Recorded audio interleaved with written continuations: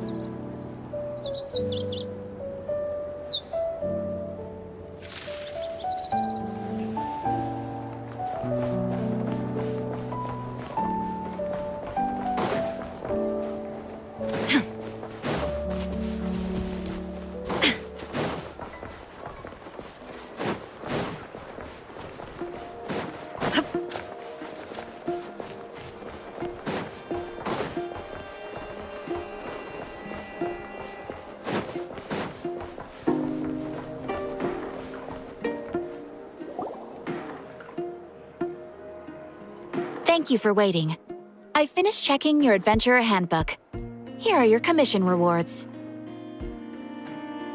We have no other urgent commissions on the books at present.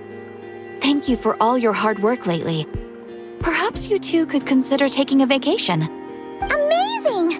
Paimon never thought we'd end up having downtime and not cry.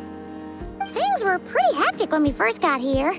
Everywhere you looked, it was either the wild hunt causing chaos or the Fatui stirring up trouble. It felt like this whole region was one giant slime in a barrel, ready to go boom at any moment. Sure have. Things were looking pretty dicey, but in the end, we managed to turn it around. Whoa! Paimon just got deja vu! Oh, that's right. It's because we've done this like a million times now. Ah, yes. Are you two aware that the Moon Prayer Night is soon to take place? Oh, yeah! Llama told us that was coming up soon. Wait, why do you mention it, though? Do people in Nasha Town celebrate it, too? Paimon thought it was just for Moon Goddess worshippers. You're partially right. Most people in Nasha Town just see the festival as an opportunity to do business. They do not concern themselves with the religious element. The festival was first celebrated by the Frost Moon Scions. On this day, they would wear moon prayer blossoms and celebrate the birth of the moon goddess through song and dance. They would also prepare food and handicrafts and give them as gifts to others. Over time, it became Nodcry's most lively festival. Oh, sounds like fun!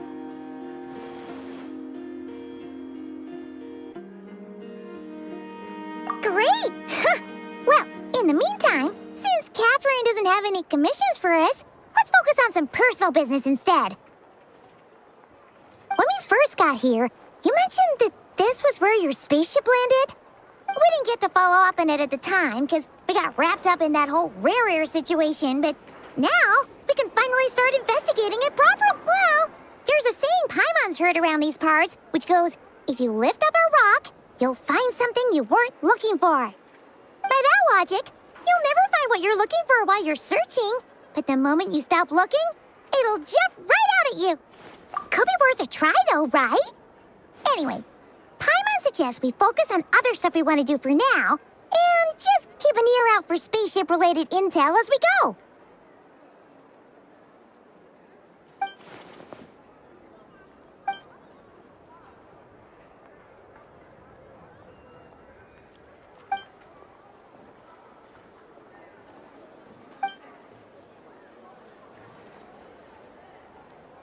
What's wrong?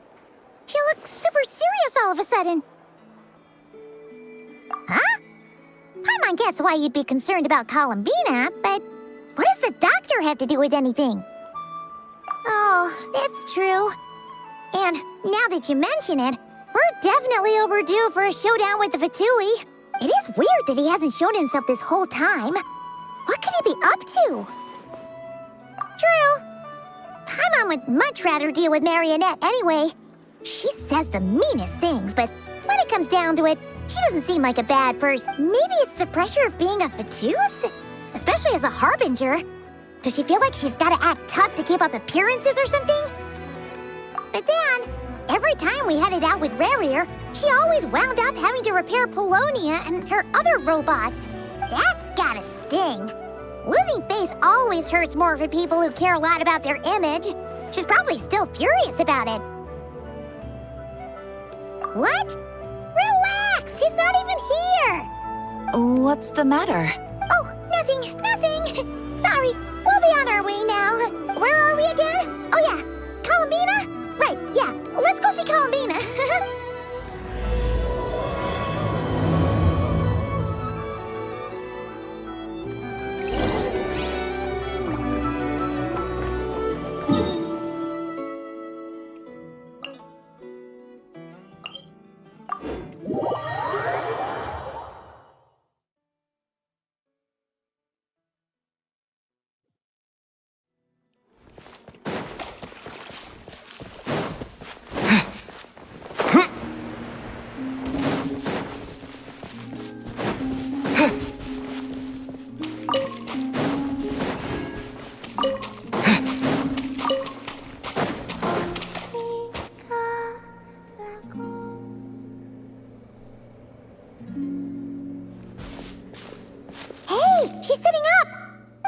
sitting here a rare sight? No, we just thought you'd be resting. Perhaps I would have been, were it not for the sudden arrival of some unexpected guests. Not that I consider it a disturbance. After all, you are the only ones who are free to enter. Would it not be a little unfriendly of me to lie down while we speak? I didn't realize you put so much thought into little things like that.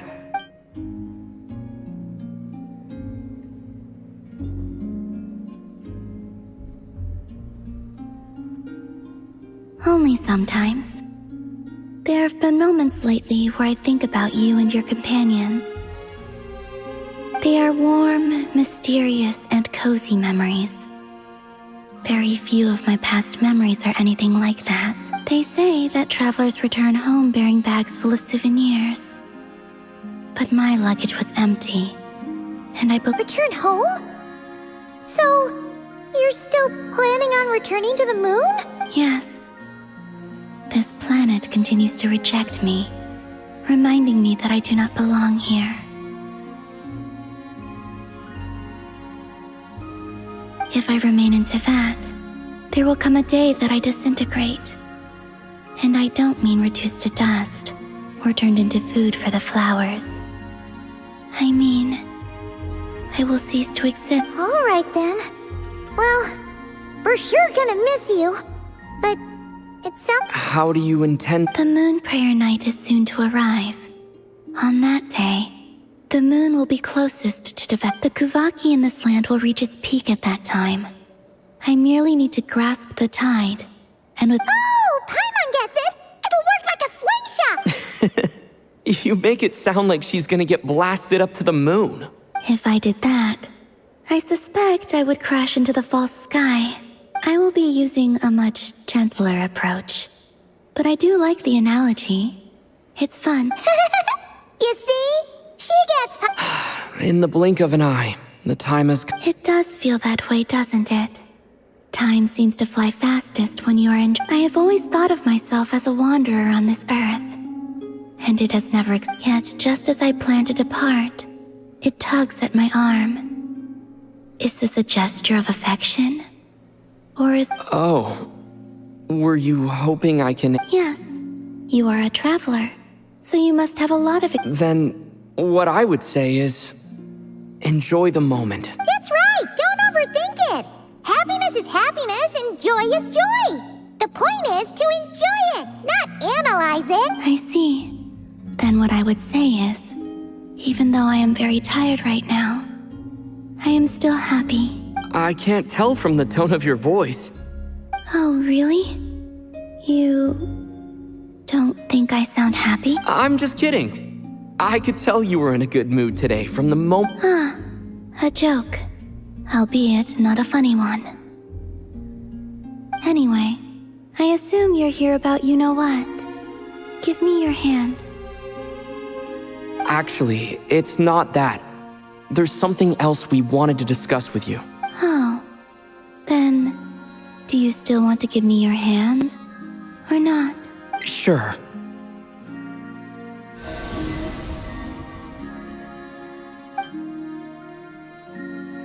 Thank you. So, I've heard that in the Moon Prayer Nights of the past, people, since you helped so much in our fight against the Rehir of Solnari, I think you deserve a farewell party before you return. I haven't asked everyone else for their opinions on this yet, but I'd like to invite you to join. I've never joined a Moon Prayer Night before. Oh, don't worry about that! We take care of everything! Of course, there's no need to force it if you're not feeling strong enough. It's just, this kind of felt like a golden opportunity. But they call me Kutar, and the Fatui have an arrest warrant out for me. I shouldn't... I'll make it work. You have my word. Yeah, we got your back! Well, he does. Paimon's actually not too sure what he's planning. All right, if you're sure. I will not refuse your invitation. I suppose it wouldn't hurt to pack a few more sights from this world into my suitcase before finally learning what my homeland looks like. Oh, if you see Lauma, Please tell her that my answer to the question she asked me is neither. Rather, it is.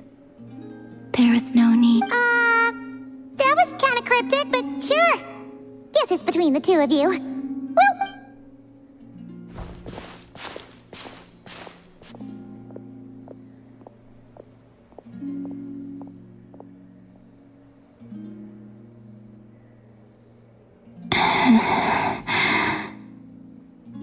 And also, I do not know.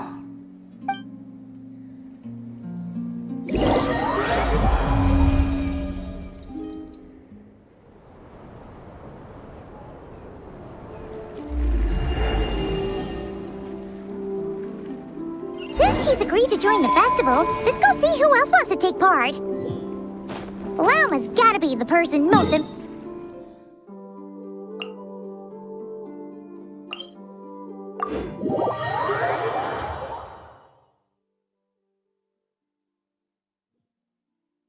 Also, what exactly is your plan to keep her safe? Not sure yet. I'll figure something out. What? Are you serious? And Paimon even gave you her vote of confidence back there! When did you become so sneaky?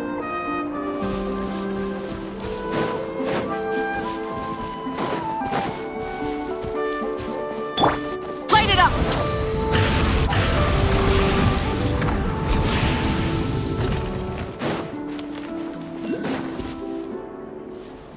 Hey, Llama! It's us! Huh? Varka? What are you doing here? Beats me. I had a bit too much to drink last night, and when I woke up, I was on Hisi Island. Mr. Varka is helping to oversee Nasha Town's preparations for Moon Prayer Night. He is here to go over some details regarding the decorations and custom cloth designs. Right, yeah, that too. What do you mean, that too? Yes, celebrating this festival is a long-held tradition here in Nodcry. On this day, the crescent moon at the top branches of the verdant crest turns into a full moon, and the moon prayer blossoms bloom with a special radiance. Our people take these to be blessed omen. It's an especially welcome event coming off the back of all that nasty business with Rare. Everyone got put through the ringer recently, and now they're looking to turn their fortunes around. The big shots in town all agree that a big, lively celebration is just what we need to rebuild people's faith in this place. No wonder Catherine said that people weren't so bothered about the religious element. That's right. It's become more of a local custom by this point. The celebrations have little to do with whether even the Frost Moon Scions are eagerly awaiting the coming of Moon Prayer Night, despite now knowing that their past beliefs were founded on a falsehood. That's fair. It's a bit like the Lantern Ride in Liyue. It's a chance for people to enjoy themselves, not debate the existence of the Adepti. Oh, one other thing. We just went to see Columbina. We went ahead and invited her to take part in the festival this time. Hope it's okay. Wait, so... you mean she agreed to it? Huh. That's quite a surprise. Then I suppose that she intends to return to the moon on that day. Oh, yeah! It's kind of a complicated process, but basically, it's like a slingshot. I understand. In truth, well, if Kutar has decided to participate in the festival... Yeah, exactly! She was saying how it could be risky for her to show her face in public. Unfortunately, the people who carved the statues did an excellent job of capturing her likeness. Darn! We may have bitten off more than we can chew here. Nah, don't sweat the small stuff. Huh? Are you saying you have a... Not as such, no, but the most important thing with a festival is to keep the mood low. You can't go preparing for a festival with those long faces. You'll never convince any... The Mondstatter spirit is strong with this one. As it happens, I agree with... Let's start by making our appreciation for Kuta. And who knows? Once we get the ball rolling, perhaps everything will just fall into place. Hey! Did you catch that? Llama's... I'm looking forward to the Moon Prayer Night already. We have a festival in Mondstadt called Windbloom. and you can always tell which couples are... And I have a feeling we'll get to see that same smile on the moon. Not quite the same. Anyway, I'll take care of business in the city, but I'll have to leave the decor up to you and the Frost Moon Scions. No one else can capture that tradition. But lastly, there's the final key element that brings the festival to life. Companionship. Before you leave, let me show you something that we've been preparing. Mr. Varka had asked. Also, I have...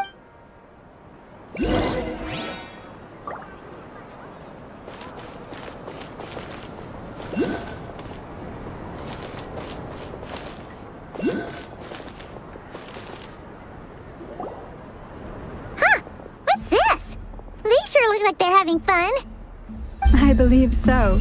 Kuhenki seem very skilled at playing drums like these, although I'm not sure. Maybe it's an innate talent?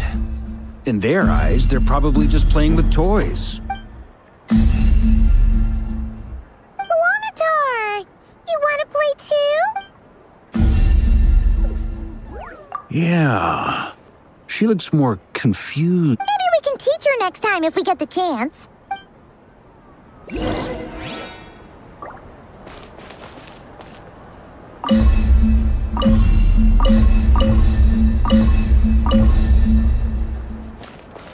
What are these floaty things?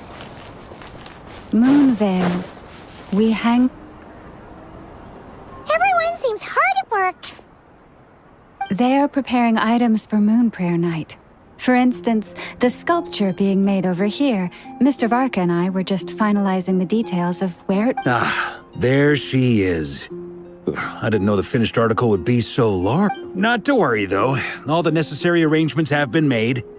Just let me know once it's ready, and I'll get some people to ship it over. You have my thanks. And over here, we are preparing a very traditional confection. Oh, look at all these colors! It looks great! Can I... Of course. I have... You bet! Sweets and treats... If you included those in the Feast of the Moon, I bet Paimon would have joined the Frost Moon Scions by now. There will also be verdant crests like this present in Nasha Town during the fest. The timing of Moon Prayer Night is not completely set in advance. We make a rough estimate, then observe the changes in the verdant crests and moon prayer blossoms. As such, the wait itself is a fun feature of this particular festival.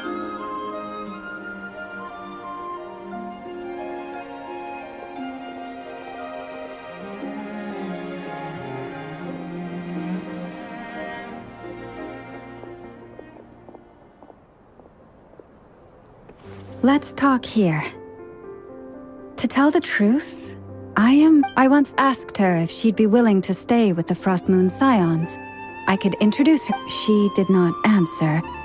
I took this to mean her answer was no. But if that were the case, she would not have accepted this invitation. Ah, I see. Maybe she is, but my wish was not for her to come here and be worshipped as a deity. I'm sure she believes that showing herself here might invite Fatui intervention, and as such she does not wish. But what really pains me about all this is that this is her birthplace. I think I'm qualified to weigh in here. When someone's about to depart on a long trip, what they need is blessings. Anyway, she's agreed to attend, hasn't she? All we... I see your point. Yeah. Our job is to leave her with some happy memories. Besides, who's to say her journey to the moon is a one-way trip? Paimon agrees wholeheartedly. Festivals are all about having... All right, I'm gonna head back to Nasha Town soon. Want to come with? I'm guessing you have some other folks to visit there. Sure thing, let's go! Bye for now, Wilma! Thank you all. Goodbye.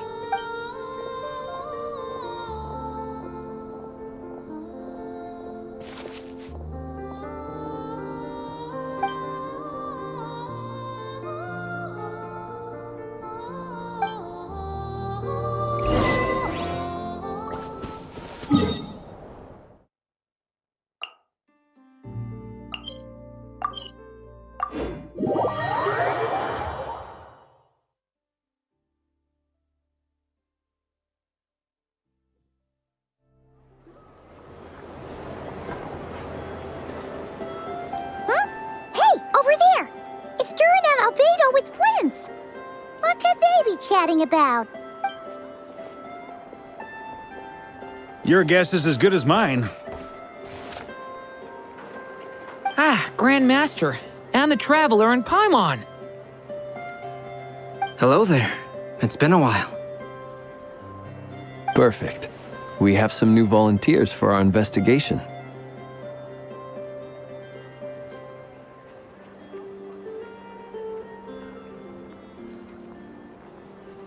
Wait, let me guess. The righteous Lightkeepers are finally ready to hunt down the Abyssal Dragon? Yes, that too.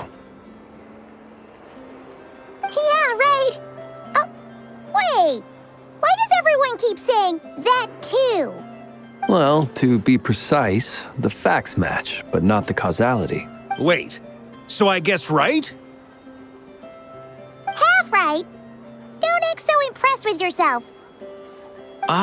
Maybe I can explain. We ran into Mr. Flint's north of Nasha Town.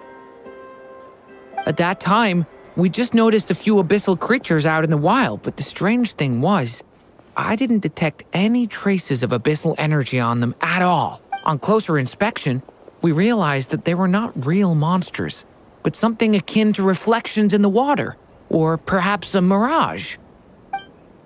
Huh? What do you mean? Like, you could see them but not touch them? Exactly. It was very peculiar. They roar. I think I've heard of things like that happening in Nocturne before, but I don't know much about it. Yes, it's a known phenomenon. Mirage-like illusions tend to appear in Nocturne in the run-up to Moon Prayer Night.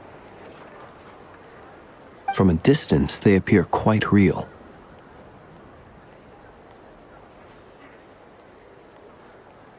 I myself thought that Misters Durin and Albedo were locked in battle with abyssal monsters when I first arrived.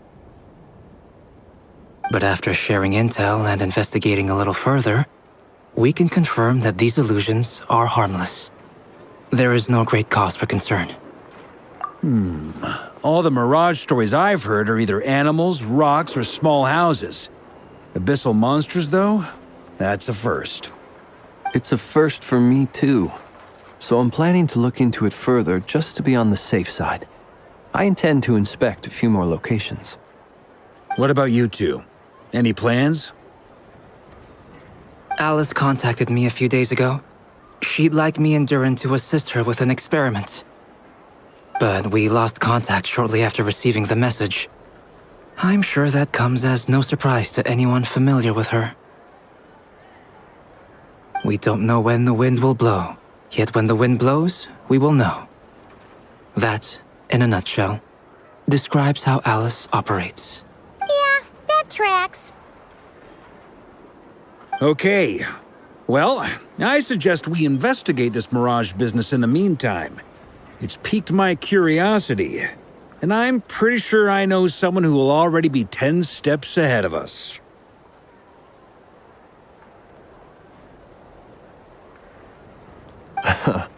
Well said. Right? Whatever's happening in Nocturne, she always seems to be the first one to know. Let's go see what she knows. We can invite her and her staff to the festival while we're at it.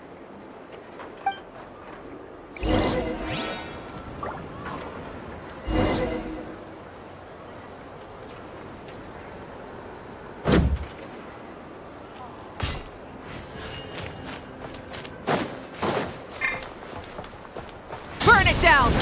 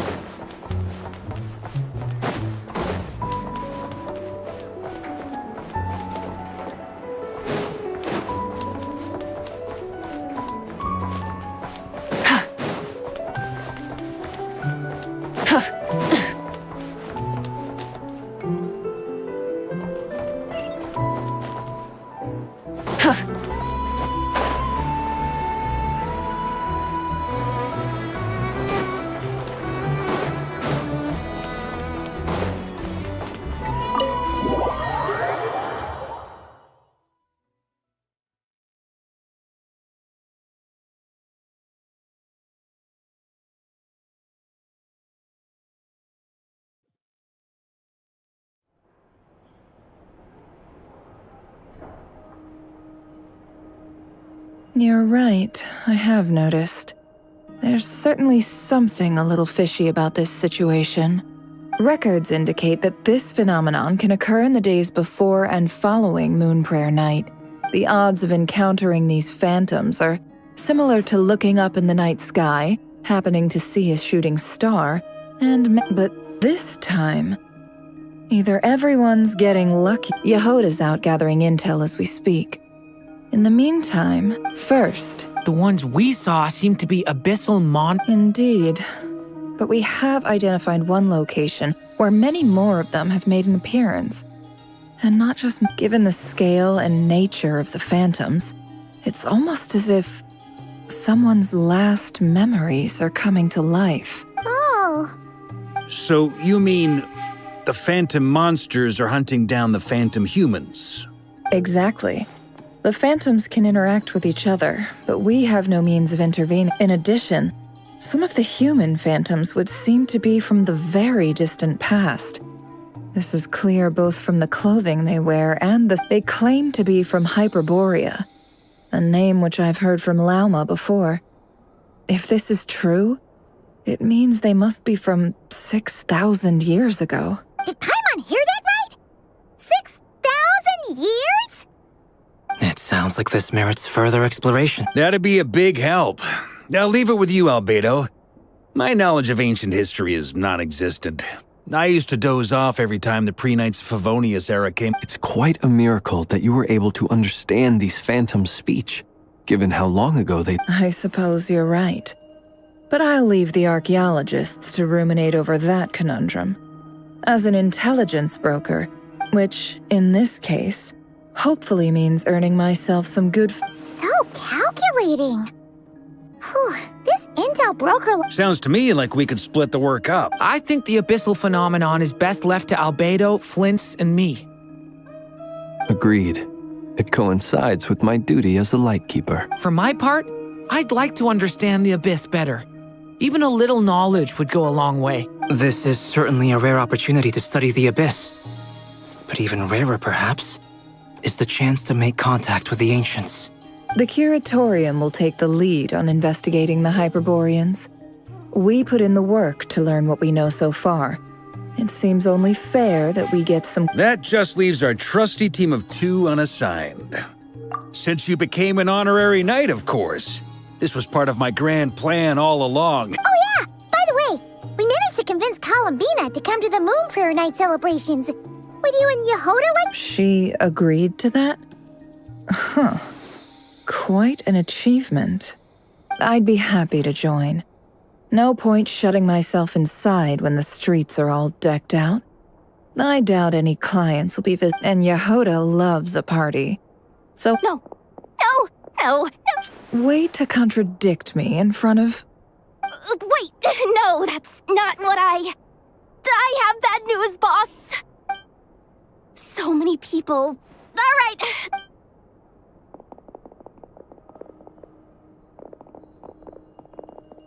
This is gonna sound crazy, but hear me out.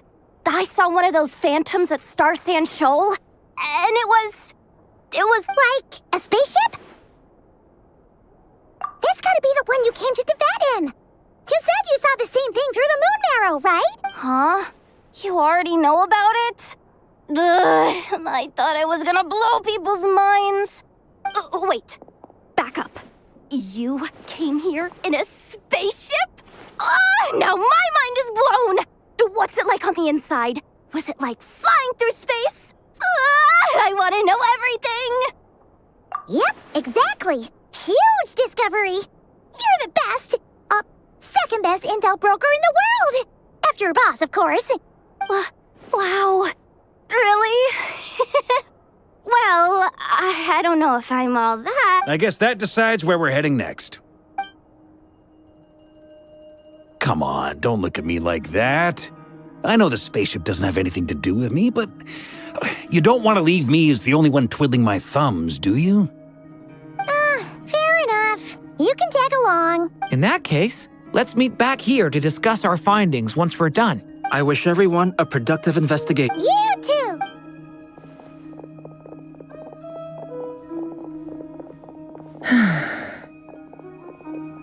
what's up, boss? Aren't we... Tell me, Yehuda, when did the curatorium start giving out intel for free? Oh,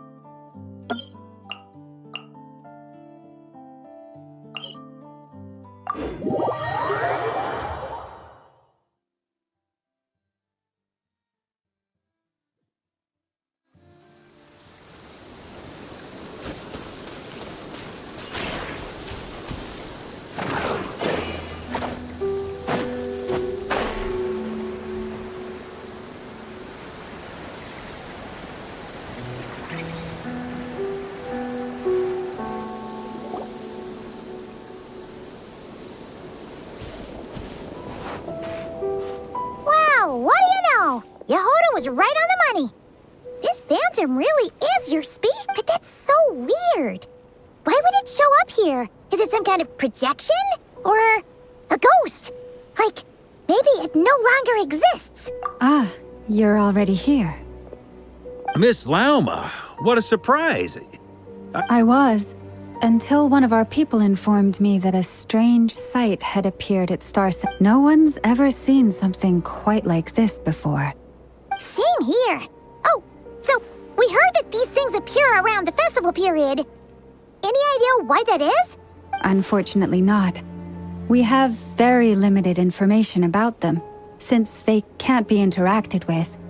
And no human phantoms have ever made an appearance before now. The most we've been able to deduce is that these sightings appear to be connected to the increase in Kuvaki energy. Yeah, seems like that's all we can do. This is all so Allow me to lend you a hand.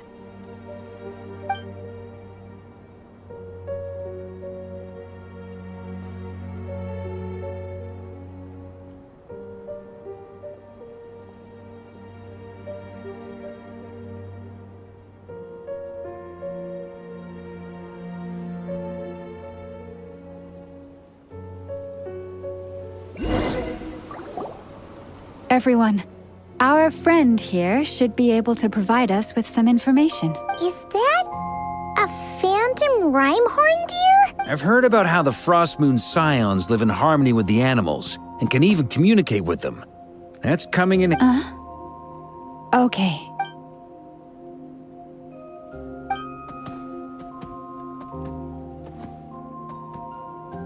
Oh, it's leaving.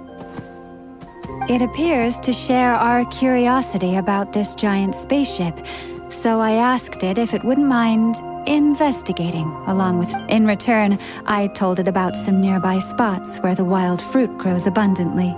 We may live in a different era from these phantoms, but I trust that the terrain, climate, and ecology here are more resistant to the effects of time than something. Let's give them a moment and hope for the best.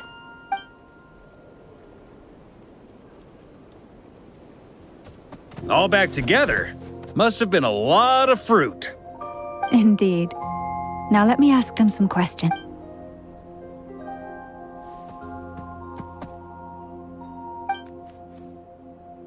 It did find a lot of wild fruit. Enough for them to feast for a long while. This puffin circled in the air several times, but didn't spot anything out of the ordinary. Certainly nothing to do. Huh. Well, it definitely makes sense to get a bird's eye view. Indeed. Other than that, I was also thinking that the world these phantoms see... Oh, I get what you mean. The wild fruit exists in both times and spaces, but there might also be things that only exist in that space-time, which we can't see. Good point. Great thinking, Lauma. Blunthorn rhinos can use Kuvaki to shift great rocks, but this one says it couldn't get that ship to budge by even an inch. The sniffer mole tried too, but despite being a skilled digger, it could not get through. They say that the spaceship looks robust and undamaged, It seems completely impervious to any and all attacks. Whatever lies within— So, just like us humans, there was nothing they could do about— Yes. Still, we are grateful for all your efforts, dear friends. I've noticed some other human phantoms gathered nearby. Come on, let's go talk.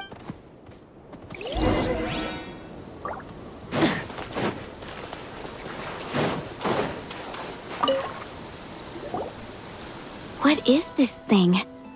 I've never seen it move, and there's no way to get inside. Goodness knows. My grandpa says it's been sitting here at least since his grandpa was still alive. What about his grandpa? Did he say anything to your grandpa's grandpa about it? Huh? I don't know. In all likelihood, it was here back then too. Hard to imagine something this huge could— Guess that means that as far as they're concerned, this ship's been around a long time.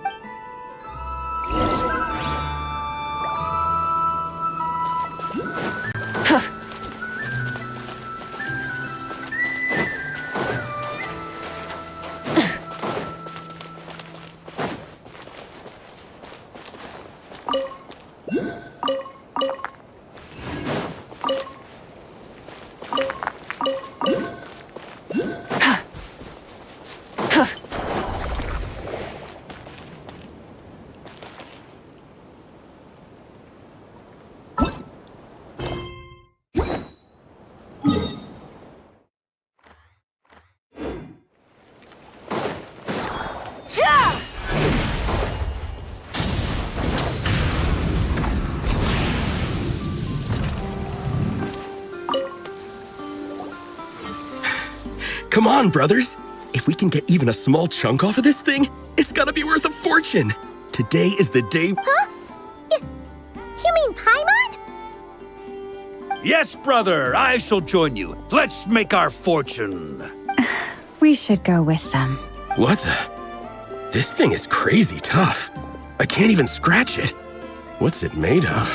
Sorry, brother. Looks like we'll have to seek our fortunes elsewhere. Enjoying yourself?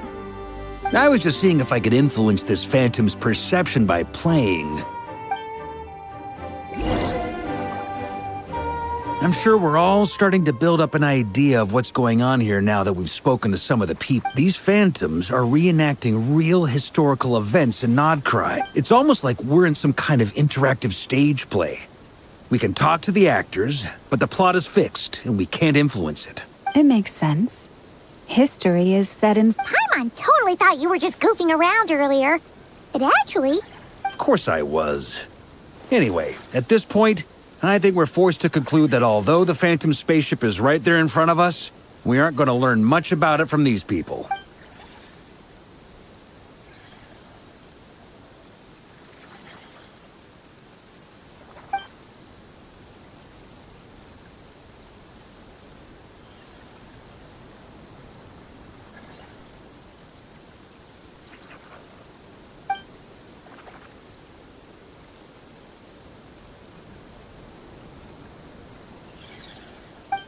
Don't be discouraged. If nothing else, this is proof of the ship's existence. And think about it. So many people tried to hack their way inside, but no one could get the door open. It's made of very tough material. To me, that says that we'll either find the ship itself or the story behind it. It's just a matter of time. Huh. Every now and then, when Varka gets serious, he actually does seem like Grandmaster material for once. I wonder how the others are doing. Let's head back. Sounds good. Also, drinks are on me if Team Knights of Favonius is the first to— Wait, we have a team name now? Am I in Team Knights of Favonius as well? You're very welcome to join. Isn't that technically blasphemy? You wouldn't dare make a joke like that if Barbados was in— Nah, I'm sure Barbados doesn't mind a little harmless blasphemy once in a while.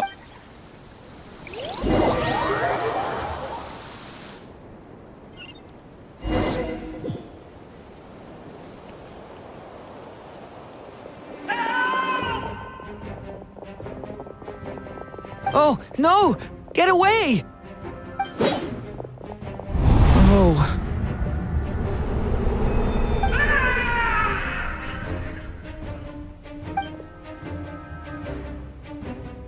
know it's hard to stomach, Mr. Durin. But as I'm sure you've noticed, there is nothing we can do to intervene in that which unfolds. But we have to at least try. And try you have. But are you aware of how many unsuccessful attempts you've made? I wasn't keeping... I'm afraid this is the 39th failure so far. Or the 5th if we're only counting this particular victim. There are no indications that these phantoms may be altered in any way. You seem to have calmed down a little. I'll make us a fire.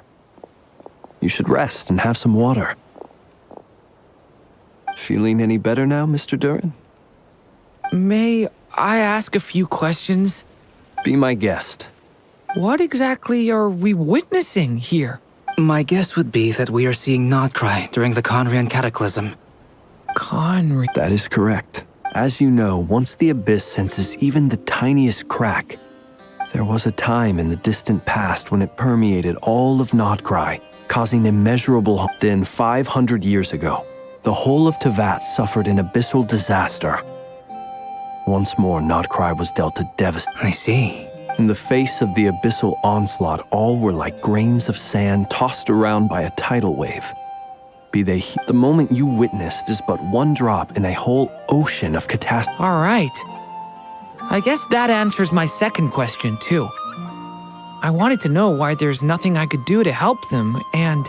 That would be my guess as well. As I understand it, history and fate are not all that dissimilar. Yes.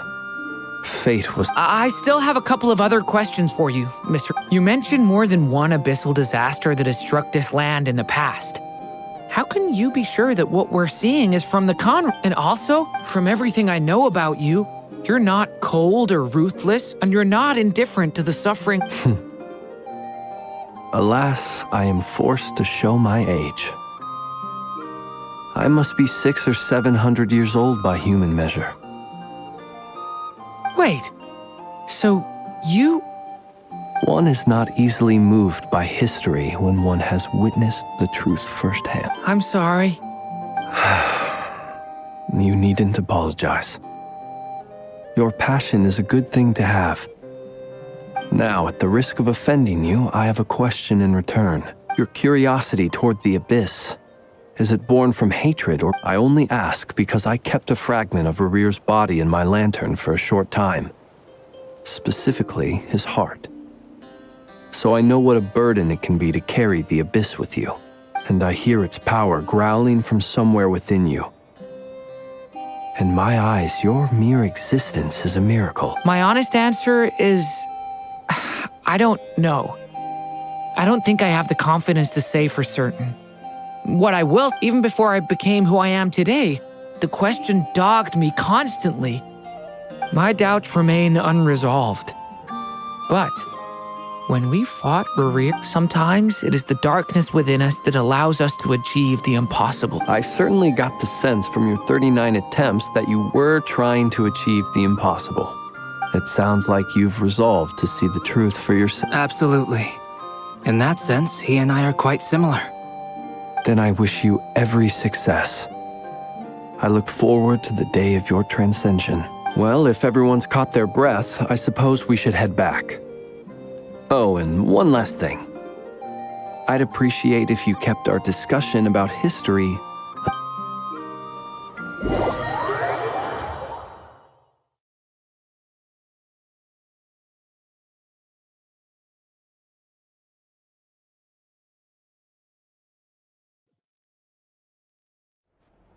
Incredibly, our separate investigations led us all to the same conclusion.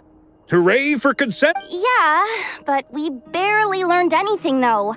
I totally thought this would be the mother lode. Talking with the ancients? I mean, come on! And all this stuff about moons and hyperopia. I understand your frustration. We found the same issue. Each phantom only there isn't much value to be found in these miscellaneous fragments of a... If there's a silver lining, it's that these phantoms are harmless to the present reality. They shouldn't get in the way of the festivity. Paimon agrees. And not just because it's the first thing she understood in this whole conversation. You look disappointed, Nefer. Is something the... What do you think? We all worked our tails off, but the only one to gain anything from it was you, Lady Moonjanter. Well, please do share the Hyperborean records with me. I will gladly inscribe them in our people's documents. Oh, duh! Yeah! That was it! Hyperborea! Hyperborea. I'm serious. Only an expert in the Frostmoon Scions and their history can turn these records into valuable research material. The alternative is to let them gather dust on the Curatorium's storage shelves until the pages turn yellow. Nefer, you're wise enough to know that cooperating and sharing the... Well, that goes without saying. Sure. Huh? But didn't you say we aren't supposed to give out intel for free? Sorry. Shutting up. Now is not a good time to push Nefer's buttons. Anyway, back to Moon Prayer Night. I'm thinking that we should prepare something a little special, aside from the usual... You mean a parting? Can't go wrong with food. Although, does food go bad? Perhaps a lantern would be a better choice. It might be dark up there. It could prove difficult to light a lantern on the moon. Magical stones might serve that purpose. What about a clockwork mecha model from Fontaine? I've got a whole bunch at home. I use them for fighting practice in my free time. None of these sound like things she would be even remotely interested in. But we don't interact with her. Yeah. It would really save us the guesswork if someone could find out what... Wait, what the? Traveler? They're all looking at you. Great! Haha, problem solved. Now, I need to stop by Dory's. Gonna need her help sourcing a bunch of... Then let's leave it there for now. We all have our own business to attend to. Traveler, if you find out...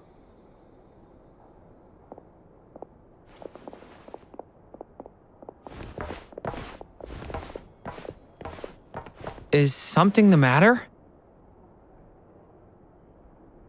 I'm fine.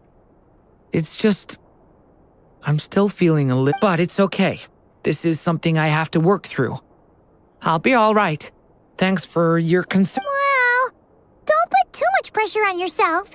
If you ever feel like something's wrong, physically or mentally, we're here to talk. Come on. Stop treating me like a kid.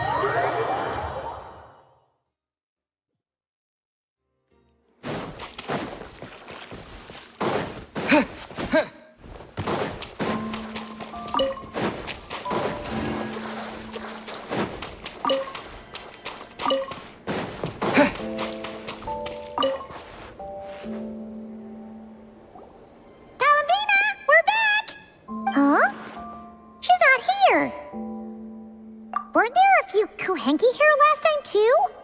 Where did they all go? Walkies? For Kuhenki? You're not... Oh, well, looks like we just came at a bad time.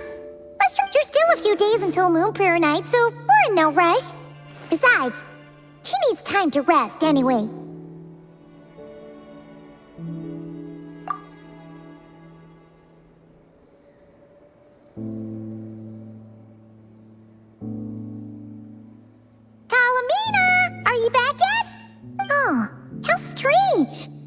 Looks like she's bright. It's not like her to spend so much time outside. Especially since she's worried about attracting unwanted attention. What about Luonatar? Luonatar, you there? Hey! Do you know where Kalambina went? Sorry, didn't understand. But where she is. Could you take us to her? Yeah, that's even stranger. What about him? Oh, that's not good news. They change color when Columbina gets weaker, right? And they look super pale right now. Good idea. She might know what's happening.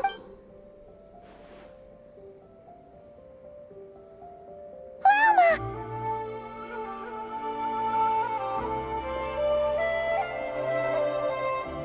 Ah, it's you.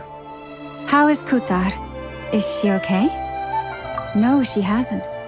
I came here to check on her after I noticed the flowers had changed color. Based on past precedent, she must be very weak right now.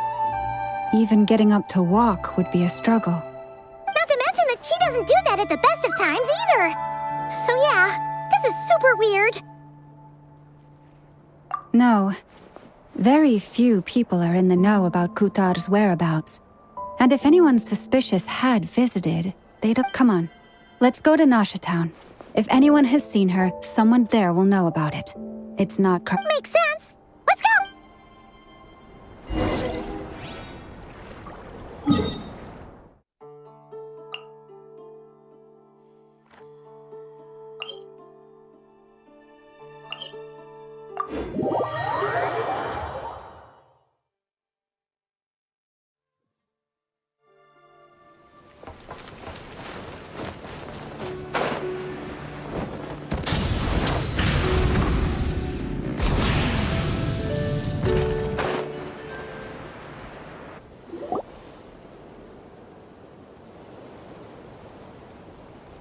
Moment.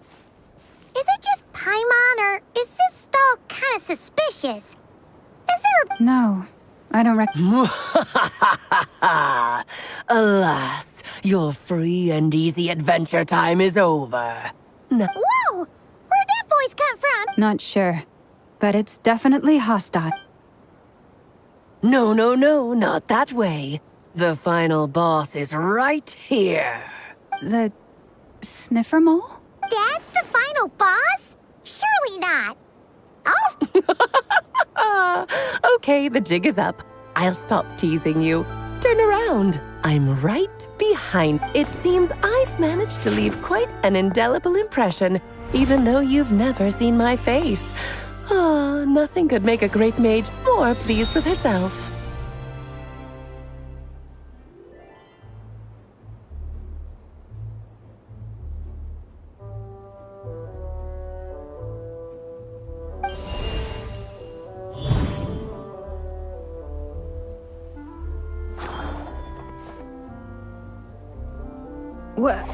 What is going on?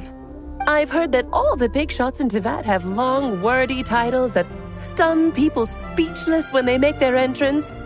Unfortunately, none of them are affiliated with the Hexenzirkel, and we ourselves keep a very low profile. The notorious name-dropping doesn't quite work for us. Still, I, for one, think I'm really quite amazing. So that didn't stop me from coming up with a title anyway. Alice? It's really you this time?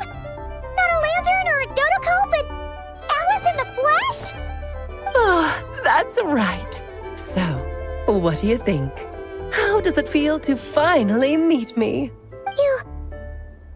You look like... Oh, that's the first thing you thought. A little surprising, but that actually makes me very happy. Because that means that when Klee grows up, she'll be just as stunningly beautiful as her mother. So she's a friend of yours? Kind of. This is actually the first time we've seen her in person. I see. Madam Mage, that was, quite a powerful entrance. I certainly won't be forgetting it anytime soon. It's okay, Lauma, don't force it. Paimon will do the honors. This is Alice from the Hexenzirkel. She's a friend of ours. And of Arcus, too. That's right. She's a good person, just kinda... unpredictable. Well, what is the human heart if not unpredictable? If we could not do as we please, how would we differ from machines? I am Lauma, Moon Chanter of the Frost Moon Scions. It is a pleasure to meet you. Oh, I know. Before you got here, I spent a good, 15 minutes getting up to speed on Nodcry's present situation. In other words, I've read the whole "in the last episode" part, so we can skip the pleasantries. Fair enough. Well, Miss Alice, I can already tell that you have quite a unique person. He'll get used to it. Paimon sure is. So anyway, what are you doing in Notcry, Alice? Oh, I thought I told you already. This time, I'm the final boss. And what a formidable foe I shall be. Powerful, confident, decisive, and good luck finding my weak spot. You will never succeed. Oh, drat! My one weakness, and you found it in an instant.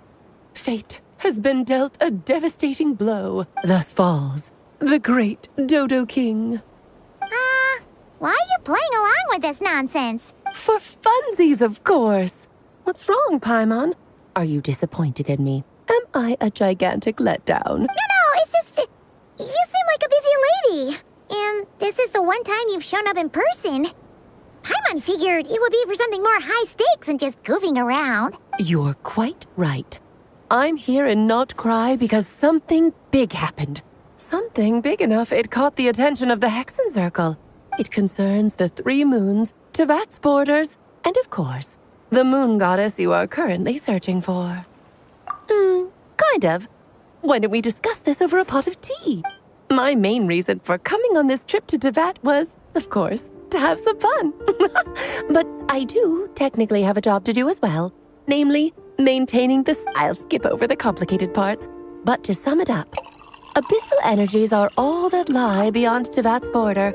We'd find ourselves in a real pickle if they... And the phantoms you've been seeing are a sign that the border has been disturbed.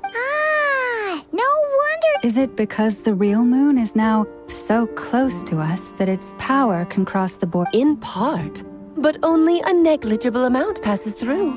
Just enough to influence the And as you've noticed, there has been an unprecedented number of phantoms appearing this year. The influence of the moon beyond the border cannot explain this. No. There is another far greater factor at play. A trilunar. Eons ago, before the heavenly principles came to Tevat, it was the then 3 moon goddesses who controlled the laws of this world. Oh, that's exactly it! The 3 goddesses split these powers amongst themselves, promising never to consolidate them into one singular body. This was meant to keep the world stable. But, fast-forwarding to the present, the eternal moon's marrow is with you, while the iridescent moon's marrow, which should never have appeared in this world, has been retrieved. Add that to the presence of a moon goddess in the flesh and... the power of all 3 moons is gathered here in Notcry. There hasn't been an event like this since the War of Funerary and it's having a noticeable effect on Tevat's borders. Because I wish to give my darling daughter a peaceful, sunny environment to grow up in. Is that a good enough reason? Kinda sounds like you're dodging the question, but it does make sense. Well, that's one reason anyway, and the most important one. The others are a little complicated to explain. For instance, cleaning up after dearest Miss R. Albedo could tell you more about that if you're curious. But right now, I have a more important question to ask you. Why are you collecting the moon? I see. Nicole told me about that legend once. Nicole? You mean Meet Anne? Oh, so you remember. Yes, of course. That was a story about fate. But back to the story of our dear moon goddess. I'm afraid her intended method of returning to the moon is unlikely to work anymore. What does that mean? She may be missing, but she hasn't gone anywhere. She has disappeared.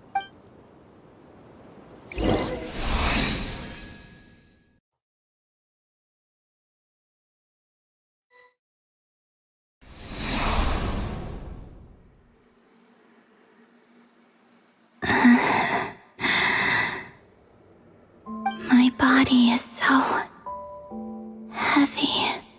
Wait, no. It's my mind that's heavy. my arms and legs are... What's happening to me? I feel drowsy.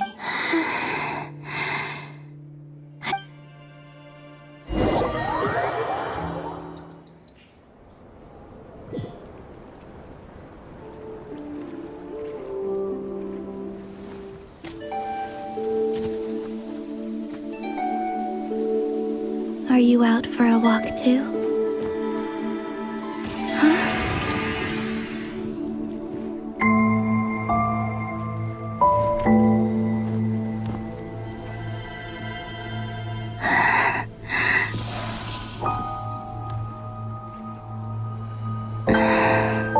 The day has come at last.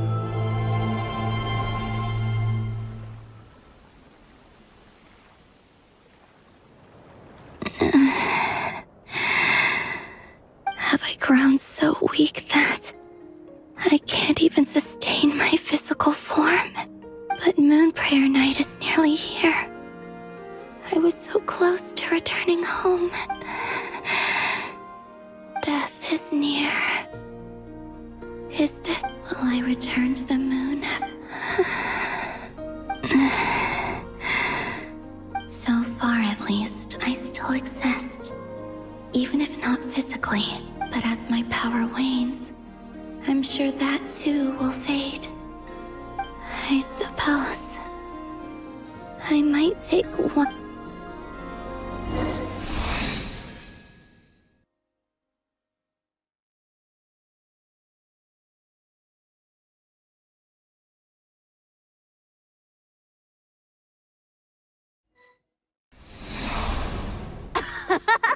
Come on, come on! Wait for me! The Frost Moon Enclave. How much it has changed since I was born. These decorations, they're so heavy. It's times like this when you kind of wish men could be... How fascinating. I've never had the chance to be privy to people's private life in the past. People would get so solemn and serious the moment I showed my face. Karina, Lametti, it's time to eat. Coming. I want...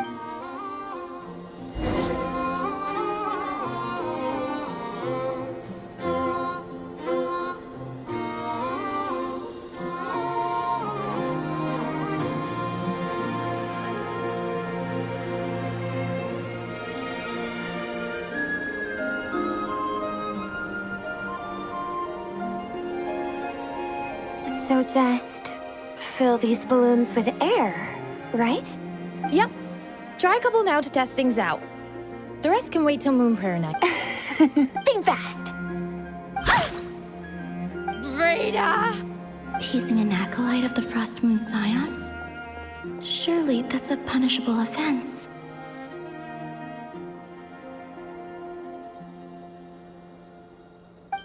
Take this!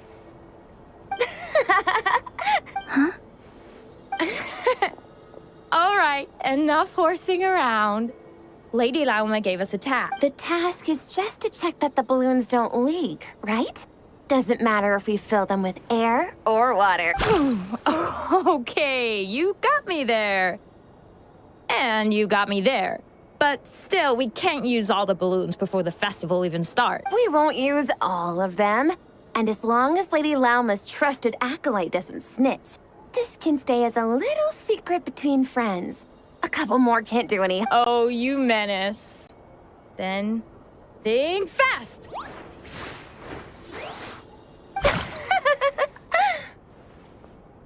Is pumping a balloon full of water really so much fun?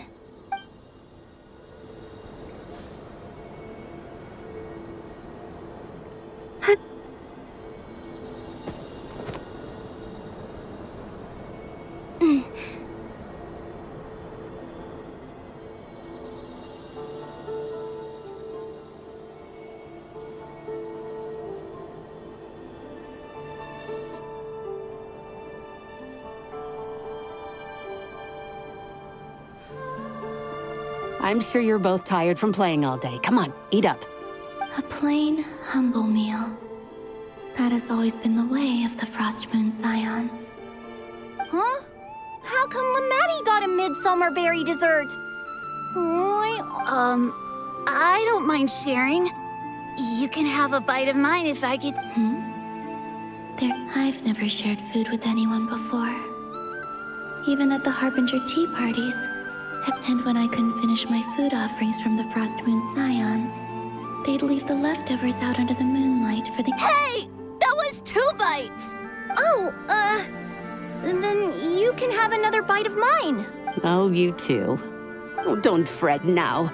Here, have some of Granny's too. So this is what it means to be family.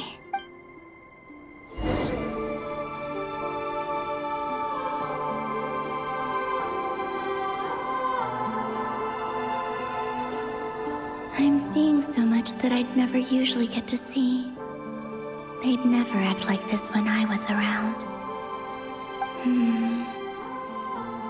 It's nice, being able to just watch people in peace in these fun— What a rare opportunity. I think I'll go take a look around Nasha Town, too.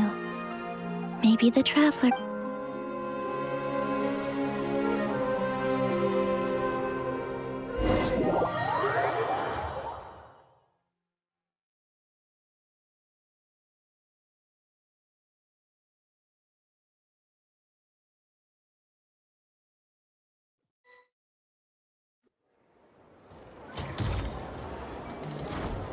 After the War of Funerary Flame, the Moon Goddesses were no longer recognized by Teyvat.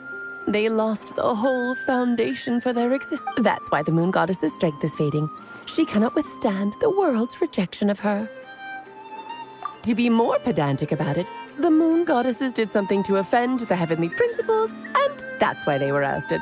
Something of a recurring theme in Teyvat's history. Theoretically, speaking so candidly should put me in their crosshairs too, but they can't tell me what to do. I'll say whatever I want. Anywho, the Moon Marrow energies were but a drop in the bucket for her, and that battle against the Ray Hair of Solnari only weakened her Fortunately, it happened close enough to Moon Prayer Night, when the Kuvaki concentration here is high. That's the only reason— What do you mean, fortunately? You said she disappeared. Oh, what a headache. I thought this was all common knowledge. I guess I have some more explaining to do. Okay, buckle up, it's—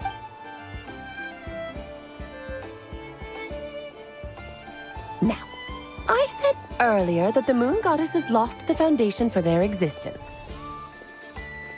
The reason for that has to do with the natural order. Basically, the rationale for their existence in Teyvat was the same logic applies to the present Moon Goddess too. Consider her existence so far. Her comrades in the Fatui called her, and she was worshipped as Kutar by the Frost Moon Scions. But these connections have now been severed, whether by her hand or yours. So, the rationale that once sustained her existence... Wait, we did that to her? Oh, well, strictly speaking, yes. But let's not start pointing fingers, shall we? I'll only end up as the big bad villain, and that's not the kind of final boss I want to be. Of course I do. I'm only the greatest mage in the whole entire world. Now, if you wish to find your Moon Goddess, there are 2 problems we need to solve. Firstly, we'll need to strengthen the connection between her and Teyvat, at least enough to sustain her until Moon Prayer Night. Strengthen her connection? But does that mean I'll have to rally all... I'm afraid a bygone faith and a former home won't be of any help to her now. Her name? Oh, yes. Names are very important things. A name is a fundamental concept that anchors one's entire existence. Then your first job is to find it. As a Moon Goddess, I'm sure she must have a name she identifies. Neither Columbina nor Kutar is her true name, and she's never really accepted either of them. So, finding out her real name is...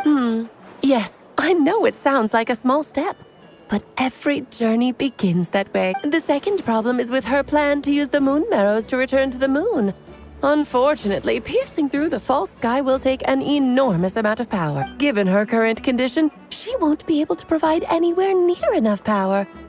But no need to fret. Nicole's the expert in this field, and I'm sure she'll... Wait, Mage N is going to help us out too? That means we've got 2 Hexacircle mages on the case. This is Actually, this is more of a side quest for me. Like you said, I'm a busy lady, so I can't stay for too long. I'll have to return to Tevat's border soon.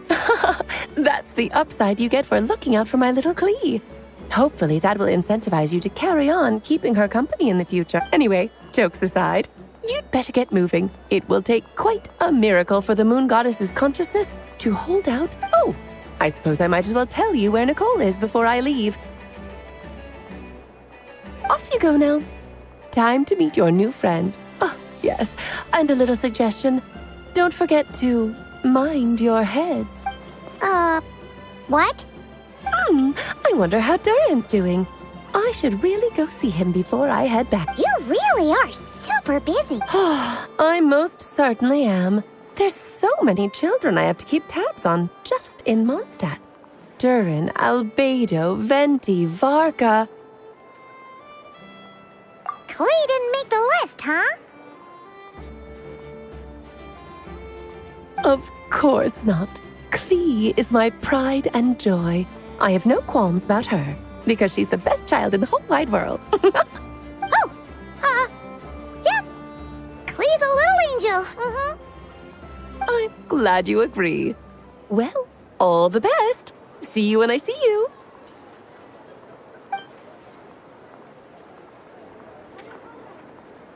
She left in a hurry. Yeah. She didn't pack up her stall. Should we handle it for her? I must say, I'm now very curious about her daughter. Klee? What? That's a long story. Come on, we'll fill you in as we...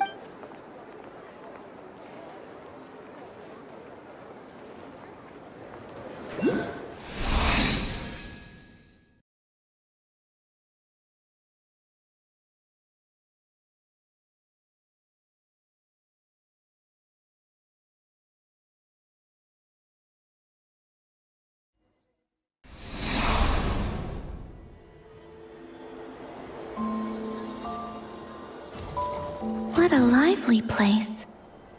I've never experienced Nasha Town like this before. Hey, you old geezer! Your hammer's rusted through! Who are you calling old geezer? Are they... quarreling? I'm looking right at him! You've really gone downhill since giving your daughter free rein in the workshop. Can you even swing a hammer anymore? It shouldn't take you days, just a You might as well use that hammer to massage my back for all the good it... Don't run your mouth, or you'll get a back massage that'll put you in bed for the rest of your life.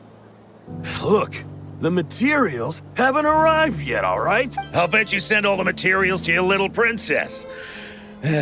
Blood's always thicker than water, huh? All right, you've made your point, Uncle Kusky. As soon as the materials arrive, fixing your chair will be the #1 priority. And Dad, if you've got time to chat, why don't you lend me— See? Lolka knows what the score is. I guess they're... friends. But the way they spoke to each other was so ugly. Then again, it wouldn't be the first time I've seen some— Columbina! Sing outside my door in the middle of the night one more time, and I'll unscrew your vocal cords. You hear me?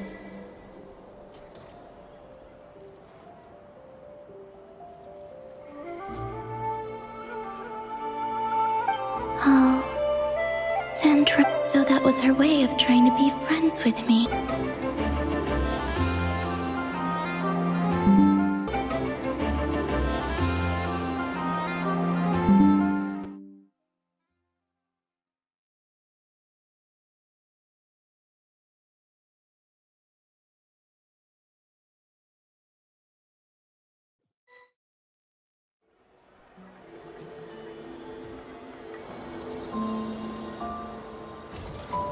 What a lively place. I've never experienced Nasha Town like this before. Hey, you old geezer! Who are you calling old geese? Are they quarreling?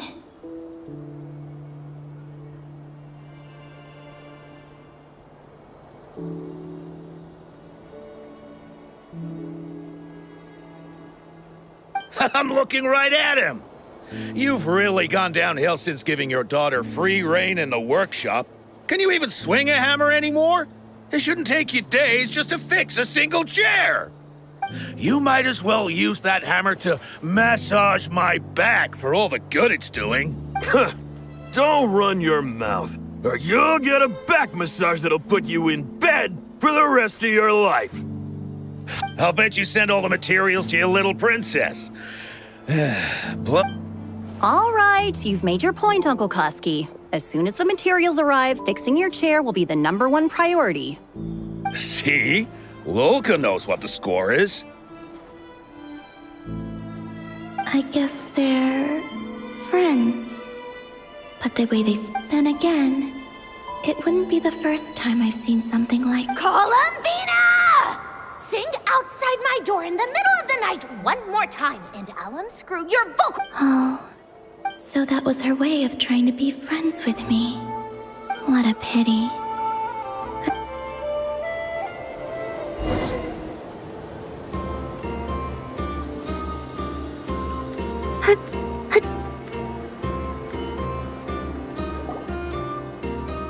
Hey, have you decided what to give her for Moon Prayer Night? I sure have. She's gonna get the surprise of her life when she's least expecting it. Then I'll whip out the ring and pop the question. The surprise of her life. What a fun turn of phrase. Cool, I get the picture. You can spare me the gushy details. Ooh, looks like we have a customer. Hello there, ma'am. Would you like some Moon Prayer Night candy? Huh? Is he talking to me? Can he see me? Here you go. Oh.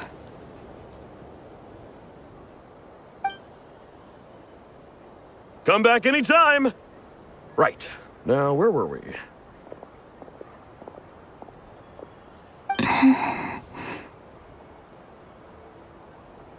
I don't know why, but I still held out hope.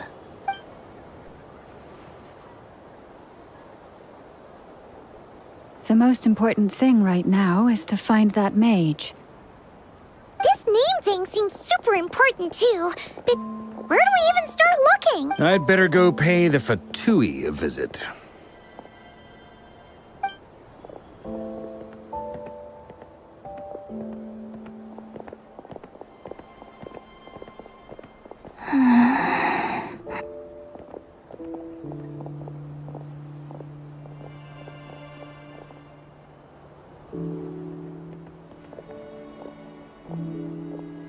Columbina?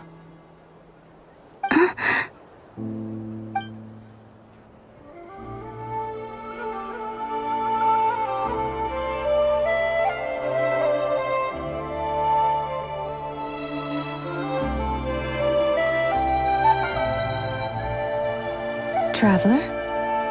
Let's go! This is no time to be spacing out!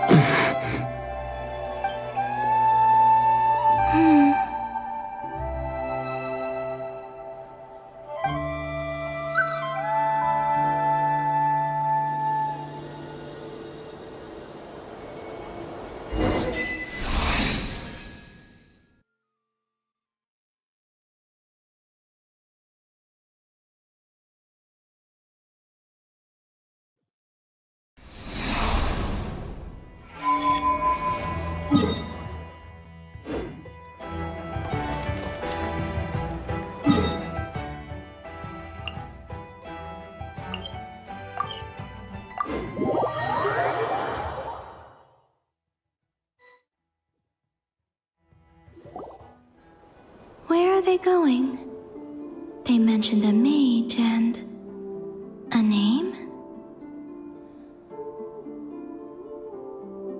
So, Mr. Varka, are you acquainted with this Nicole? Or should I call... Not really. We've never met, though she has come up in conversation. From what I've gathered, Alice kinda took Nicole under her wing. Taught her how to speak in a more ladylike fashion, that kind of thing. Huh. Hard to imagine Alice as an etiquette coach. Yeah, Alice is a larger-than-life personality, I'll give you that. But then again, that's why she's able to draw such an eclectic mix of people into her inner circle. If I remember correctly, being an interesting person is actually one of her main entry requirements. So, if you ever wanted to join the Hexen Circle... Hey! Don't go around making promises on Alice's behalf! I wouldn't dare. I'm just trying to paint a picture of the Hexen Circle for you. Okay, sure. Anyway, since none of us have ever met Nicole, how are we supposed to find her? We can't just go up to every woman in sight and ask, "Hey, are you Nicole?" Maybe something she's wearing will give it away? Like, a wind bloom pinned to her chest. Wait a minute. Alice never said Nicole was from Mondstadt. Oh, true.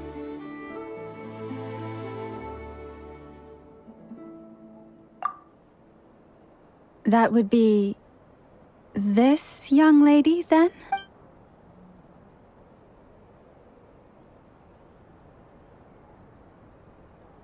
Hey there! Sorry to disturb you, but... are you Miss Nicole? Varka, Knight of Boreas of the Knights of Favonius. Alice might have mentioned me before. Have we got the wrong person? Sorry. Well, this is awkward. When I shook my head, I meant, no, Alice hasn't mentioned you before. Huh? Where is this voice coming from? My apologies. For certain reasons, I am unable to speak. This is the only way I can communicate with you. It might take some getting used to, but I hope you can understand. Hey, it's fine. I'm more shocked by the fact that Alice never speaks about me. As for you two, we have crossed paths twice before, but it is nonetheless a pleasure to finally meet you. It's really you! Thanks for all your guidance! You're quite welcome. This time, things are different. We have reached the unwritten pages of the story. You might say that we... Now then, allow me to formally introduce myself. My name is...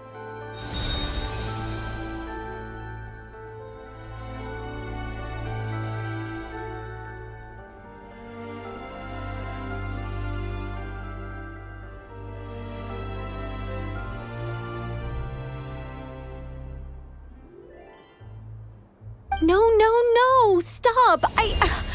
Alice! I can't believe it! I had a whole speech prepared. I'd agonized over every single word.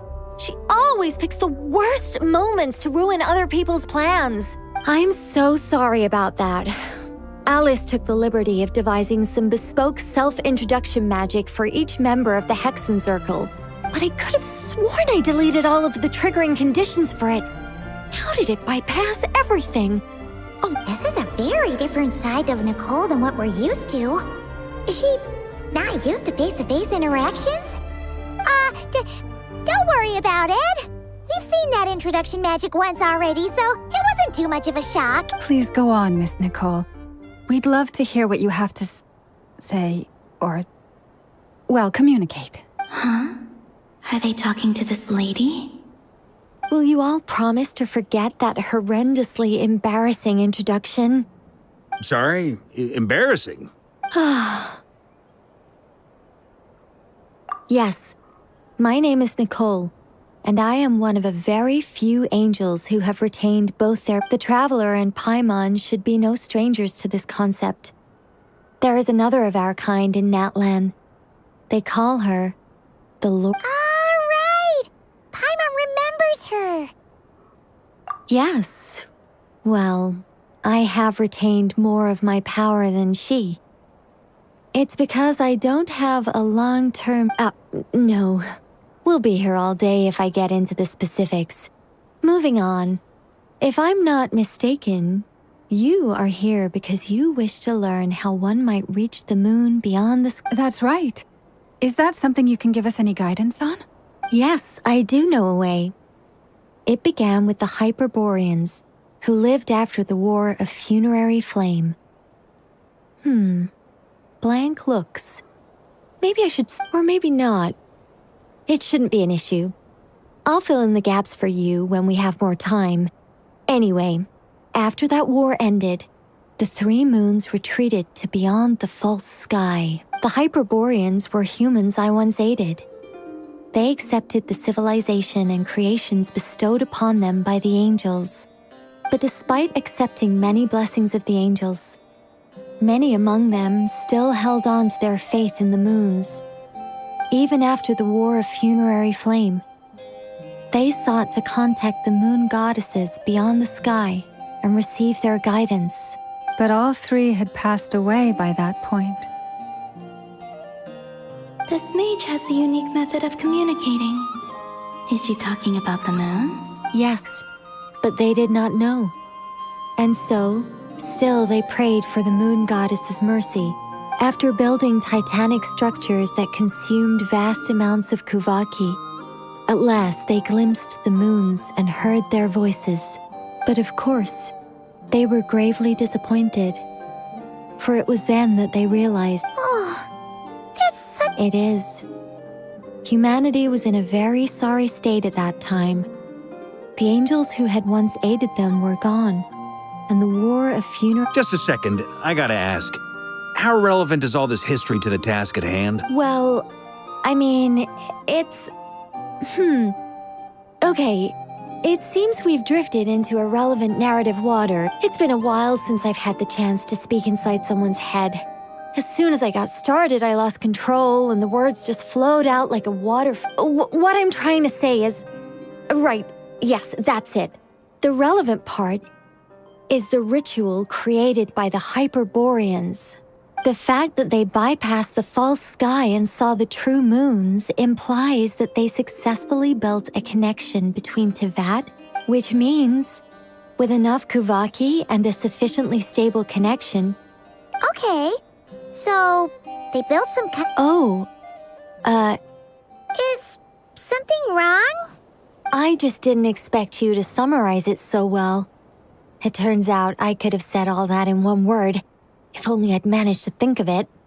No, please, it's fine. This is invaluable knowledge.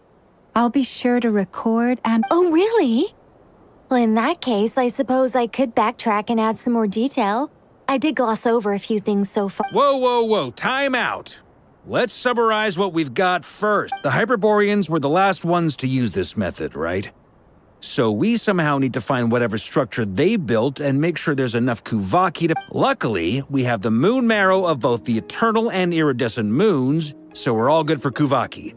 Which means the key issue we need to focus on is finding the place. Am I right so far? Yes.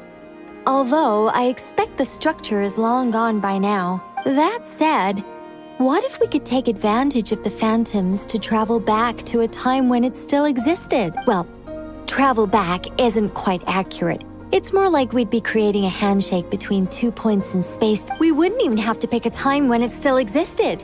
It could just be a time when it still appeared in phantom form via projection, or we could project our own phantoms.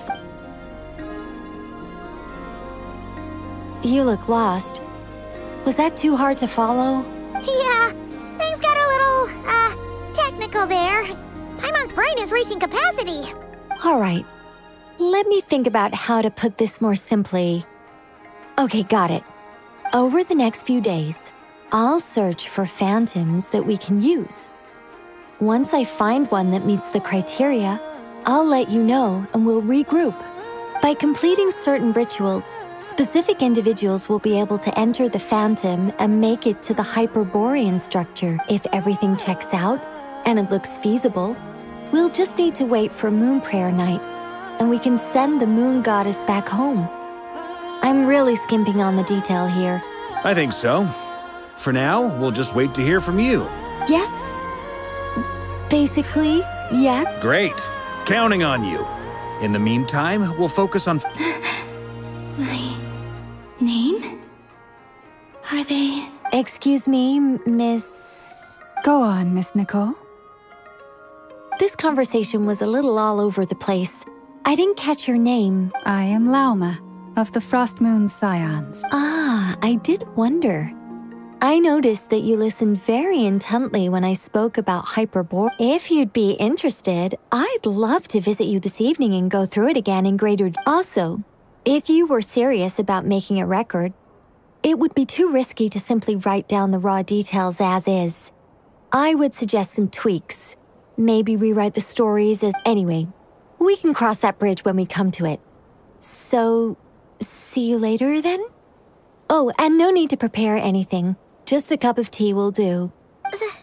See ya! She seems friendly. It's just... It's so nice to find someone who's actually willing to listen. I've been dying for a chance to finally go through all this systematically from start to finish.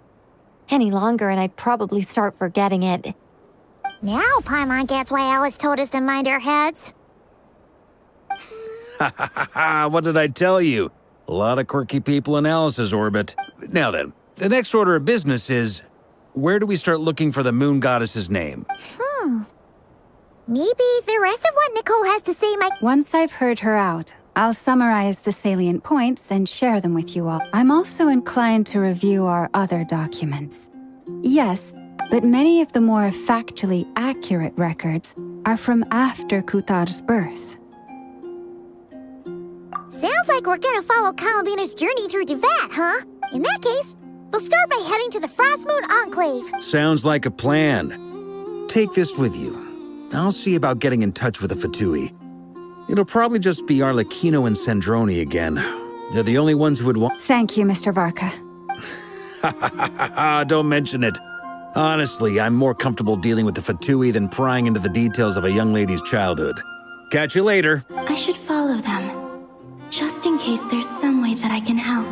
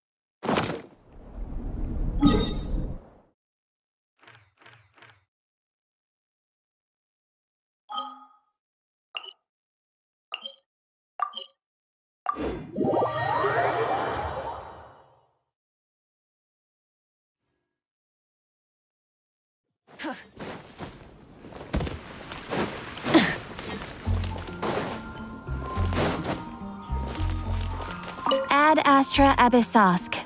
Welcome to the Adventurers Guild. Thank you for completing today's commissions. Here is your reward. Ad Astra...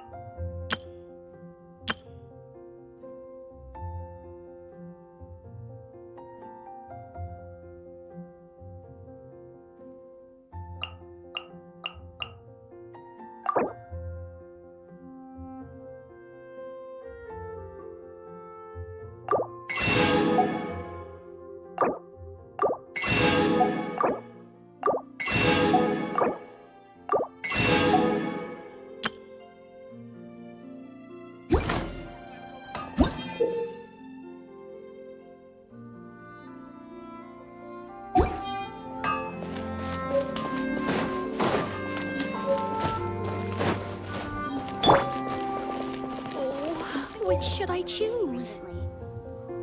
Haven't you heard? There's a strange wanderer near Wolfendom.